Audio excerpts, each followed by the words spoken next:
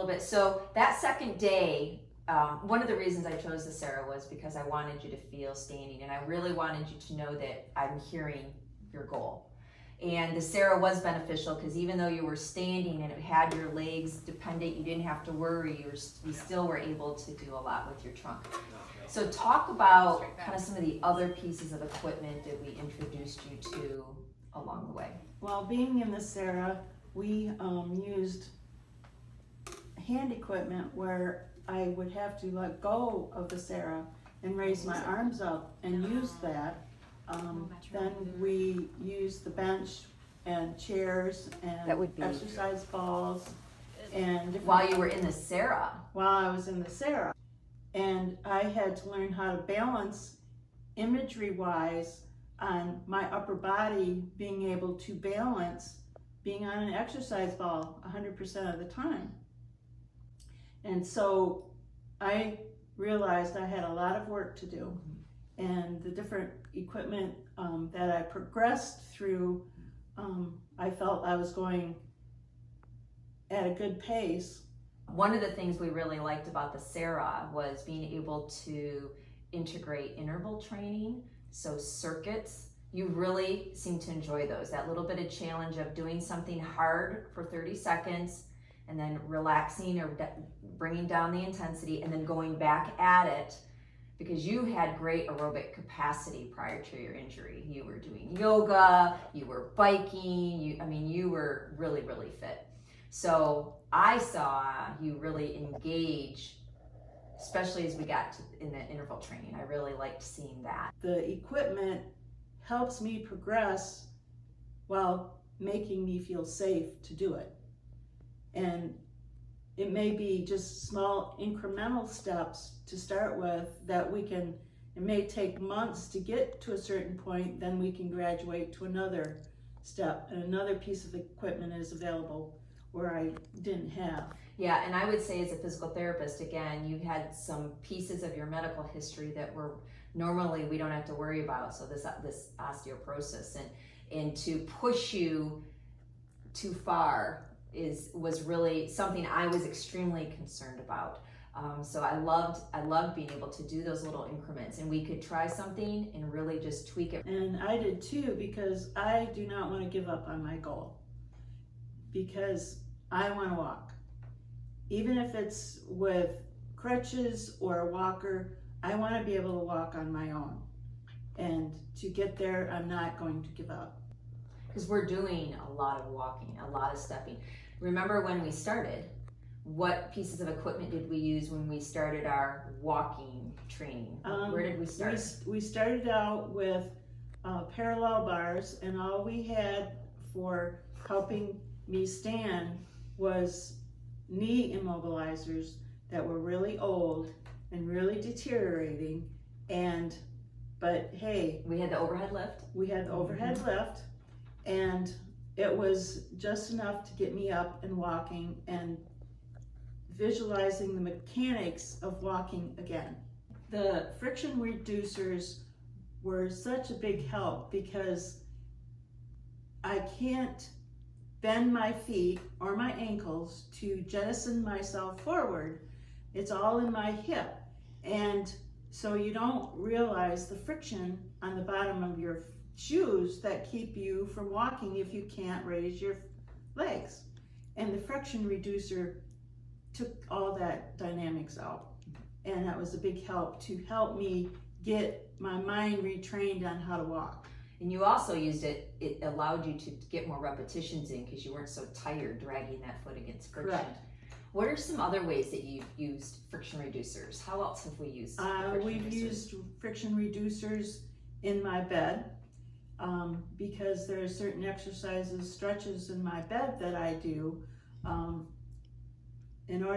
I can't get on the floor to do yoga anymore, so there's some poses that I can do in bed, and just flipping over from my back to my stomach, the friction reducer helps me alleviate all that extra motion. So I can get in and do a cobra pose. And I also use it for when I'm doing my scooching in order to build my pectoralis muscles. I put 2 friction reducers, one on top of the other, so I can slide back and forth and increase my distance of how far I can scooch. Yeah, you're up to like 20 back and forth now 20 back for and forth. endurance, and that's all the pushing motion that you need when you're walking. So we're really able to you're able to carry through with a lot of stuff that we don't have to spend time on Monday when we work together. You do all that work during the week, and now we can just focus on walking. Yes. The e-pacer has really helped with getting my mind retrained on how to walk, and I have found that if I visualize my walking after my session until the next one, how I want to do it, then when I get into it again, I can tweak what I'm doing. I can visualize what I worked on in my mind all week long, and it works. In the parallel bars, and then we transferred to the other equipment, and that even helped more because it helped unweight me, so I could have more mobility and actually learn how to walk, learn the mechanics of walking, and was able to increase my gait length each time. So to therapists who are thinking, I'm not really sure about all this equipment and how it can help, what would you say to them with your experiences being at a place that didn't really use a lot of equipment or any versus what you've experienced here in our clinic? I would say not having any type of equipment would have been so difficult for even 2 therapists helping me learn how to walk. There's so much weight bearing to help me walk that they would have had, I would think, so much strain on their backs and arms, and also I would look at the safety of it. I wouldn't feel as safe because they're only human. They only have so much strength that, can help me walk. And the ones that didn't have the equipment and only one therapist you're working with, I saw it that I said, there's no way I'm going to learn how to walk this way. And then the other the other one I want to talk about was just the high repetitions of things we were able to do because we had the equipment. So, your goal was walking. So everything we did was geared toward strengthening your trunk so you could use it for momentum, strengthening weight bearing. So if we're going to get muscle return, we're really emphasizing, let's see if we can make those connections. And everything was about walking. So thinking about your progression of repetitions, you started out doing 6 feet in those parallel bars with the overhead harness because that's what we could tolerate. Yes. You were whipped after 6 feet back and forth. And now you are walking 500 feet. Yeah. Wow. And my goal before spring break ended was I wanted to be able to do those 500 feet. And I knew how I had to do it. The big change in the last couple months has been this use of momentum in the equipment where you're walking and heave-hoeing and you're getting 500 feet. But now what we're noticing is that you are going longer distances more efficiently where we're getting smaller steps that are more controlled. With the videos that we were taking, getting that instant feedback, what I was seeing that I was doing that wasn't mechanically efficient, and I thought to myself, studying those, that I needed to raise my hips up more to swing my legs and not so much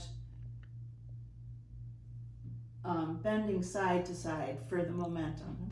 And that made a huge difference. So you were able to watch the videos, see yourself, yes, see the equipment, and know, hey, if I do this a little differently, and you could feel the ability to do that in your body. Yes. Awesome. And that made a big difference. And the more I walk, when I first started walking in the tram, I couldn't look down because then I'd fall forward. So I had to keep my head up, so I couldn't see my feet, and I couldn't tell that I was swinging my legs. So I was relying on the therapist to tell me what I was doing. And then after, I think a month or so, then I could finally feel the vibration when my foot hit the floor that I was walking. And each time I could feel it, right, left. And then I was thinking, okay, as soon as I feel that, I know what, and so my mechanics started going faster, and I could understand in my brain what was happening.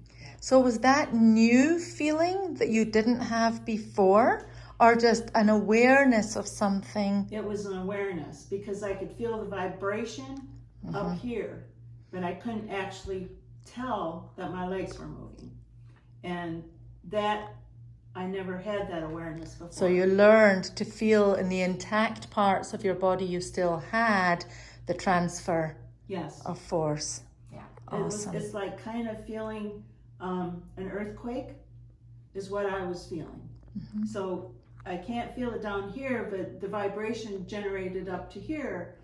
Okay, I felt my right foot hit the floor. And so as soon as I felt that, I knew I could kick my. And I don't think we would have ever got there without the hundreds and hundreds and hundreds and thousands of repetitions.